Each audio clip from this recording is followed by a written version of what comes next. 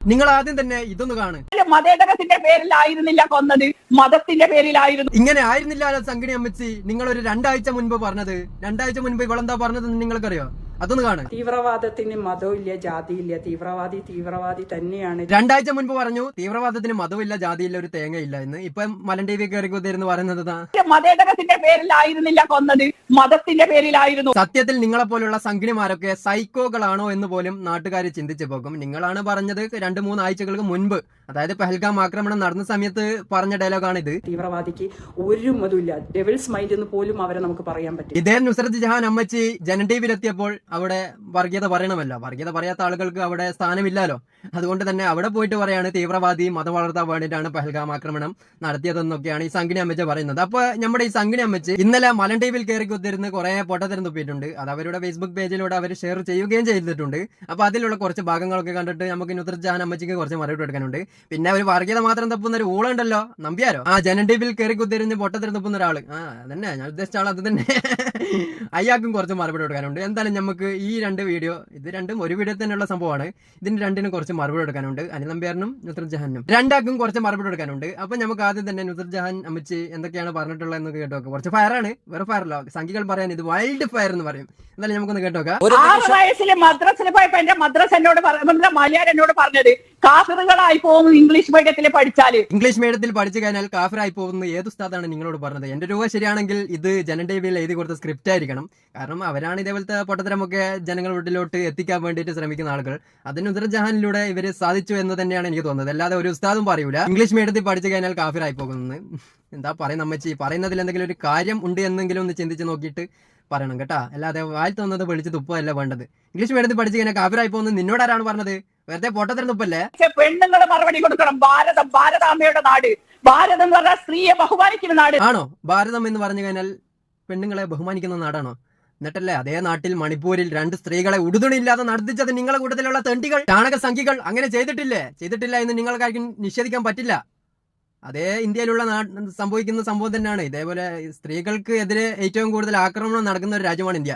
സ്ത്രീകൾക്ക് അത്ര വലിയ സുരക്ഷ ഒന്നും ഇന്ത്യയിലില്ല. അങ്ങ് പൊക്കെ കൊണ്ടുപോകല്ലേ, ഞങ്ങൾക്കൊരു ഉളുപ്പില്ല. അപ്പൊ നുസ്രത്ത് ജഹാൻ നമ്മുടെ വെയിറ്റിംഗ് ലിസ്റ്റിലേക്കട്ടെ. നമുക്ക് എന്തായാലും അടുത്ത നമ്മുടെ തുമ്പ്യാരിന്റെ വീടൊന്നുണ്ടാവുക. നമ്പ്യാരല്ല ഇവൻ തുമ്പ്യാരാണ്. തുമ്പ്യാറിന്റെ ഡയലോഗ് ചില സമയത്തൊക്കെ കേൾക്കുമ്പോ ഇതിലൂടെ എന്താ പറയാ, വർഗീയത എങ്ങനെ തുപ്പണം എന്നറിയാത്തൊരു ഊളയാണ് ഇവൻ. എന്തായാലും ഒന്ന് കേട്ടോക്ക. അതായത് ഈ സംഘർഷത്തിന്റെ മറവിൽ വർഗീയ ചേരിതിരിവ് ഉണ്ടാക്കാനുള്ള ശ്രമവും ബോധപൂർവം നടക്കുന്നു. അതിന്റെ ചില ഉദാഹരണങ്ങൾ. തീർച്ചയായിട്ടും ഈ സംഘർഷത്തിന്റെ മറവിൽ ജനങ്ങളെ തമ്മിലടുപ്പിക്കാൻ വേണ്ടി നടക്കുന്ന ആളുകൾ തന്നെയാണ് നിങ്ങൾ.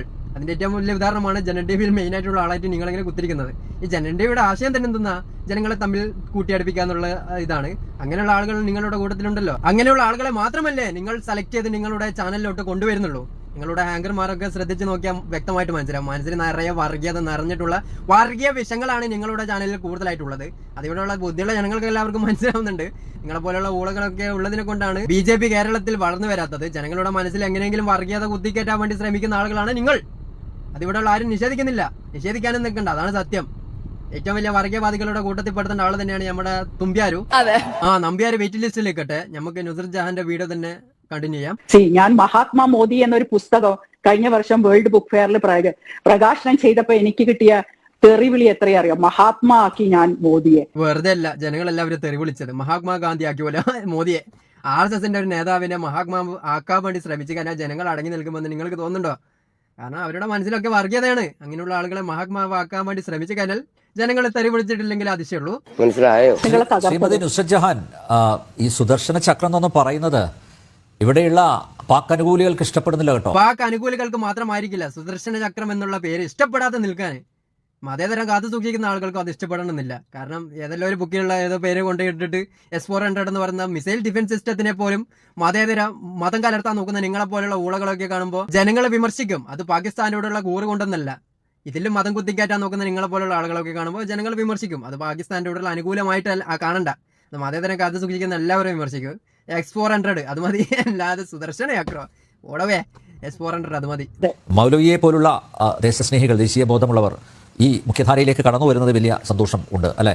ഭാരത് മാതാ കി ജയ് വിളിക്കാനും അതുപോലെ ജയ് ശ്രീറാം വിളിക്കാനും അങ്ങനെയുള്ളവർ കൂടുതൽ എത്തുമെന്ന് തന്നെ പ്രത്യാശിക്കാം അല്ലെ? അല്ല, നമ്പ്യാർ പറഞ്ഞുകൊണ്ട് വന്നത് അതിൽ വരുന്ന ആളുകളൊക്കെ ഇതൊക്കെ ചെയ്യണമെന്നാണ്. ഭാരത് മാതാ കി വിളിക്കണം, പിന്നെ അതേപോലെ തന്നെ ജയ് ശ്രീരാം വിളിക്കണം. ഭാരത് മാതാ കി എന്ന് വിളിച്ചു കഴിഞ്ഞാൽ വലിയ കുഴപ്പമൊന്നും ഉണ്ടെന്ന് എനിക്ക് തോന്നുന്നില്ല. പക്ഷേ ഈ ജയ് ശ്രീരാം എന്ന് പറഞ്ഞു കഴിഞ്ഞാൽ മതത്തിന്റെ ആചാരപരമായിട്ടുള്ള ഒരു പേരാണ്. അതുകൊണ്ട് തന്നെ ജയ് ശ്രീരാം വിളിപ്പിക്കാനാണ് നിങ്ങളെ പോലുള്ള ചാണകങ്ങൾ അതിൽ ആൾക്കാരെ കൊണ്ടുവരുന്നത് എങ്കിൽ ഒന്നും പറയാനില്ല. ജയ് ശ്രീരാം എന്നൊന്നും നമ്മളെ പോലുള്ള ആളുകൾ വിളിക്കില്ല. പക്ഷെ ഭാരത് മാതാ കി ജയ് എന്ന് വിളിച്ചു കഴിഞ്ഞാൽ ചിലപ്പോൾ വിളിച്ചേക്കാം, വലിയ കുഴപ്പമൊന്നും ഉണ്ടല്ല. ജയ് ശ്രീരാം എന്ന് പറഞ്ഞു കഴിഞ്ഞാൽ ഹിന്ദു മതത്തിലുള്ളൊരു ഇതിഹാസ താരമാണ്. Responsibility of every star. ഒരു മിനിറ്റ് ഇംഗ്ലീഷ് ഒക്കെ പിന്നെ പറയാം. അതാരാ മൂലൊക്കെ കുത്തിരിക്കുന്നത്?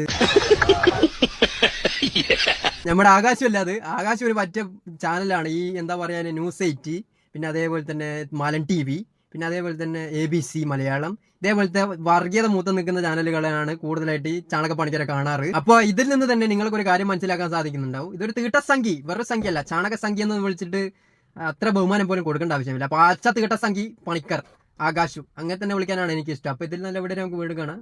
കൂടുതലായിട്ടൊന്നും പറയുന്നില്ല.